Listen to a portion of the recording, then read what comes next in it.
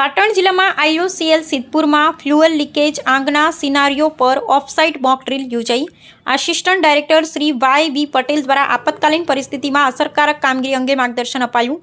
પાટણ જિલ્લા crisis group તથા નાયબ નિયામક ઔદ્યોગિક સલામતી અને સ્વાસ્થ્ય મહેસાણાના સંયુક્ત ઉપક્રમે સિદ્ધપુર ખાતે આવેલ આઈઓસીએલ માર્કેટ ટર્મિનલમાં એક સાઇટ મોક ડ્રીલનું સફળ આયોજન કરવામાં આવ્યું હતું।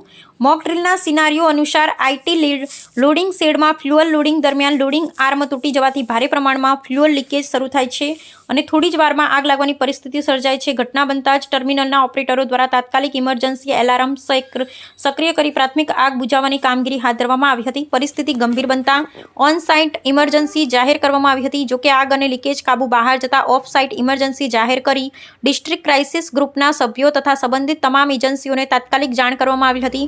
નિર્ધારિત સમય મર્યાદામાં ફાયર બ્રિગેડ, પોલીસ વિભાગ, એમ્બ્યુલન્સ સેવા, મેડિકલ ટીમ, સિવિલ તંત્ર તેમજ ફેક્ટરીઓના સેફટી ઓફિસર્સ ઘટના સ્થળે પહોંચી સંયુક્ત રીતે કામગીરી હાથ ધરી હતી। સંયુક્ત પ્રયાસોથી આગને કાબૂમાં લેવામાં આવી, લીકેજ બંધ કરવામાં આવ્યું તેમજ આસપાસના વિસ્તારમાં સલામતી સુનિશ્ચિત કરવામાં આવી।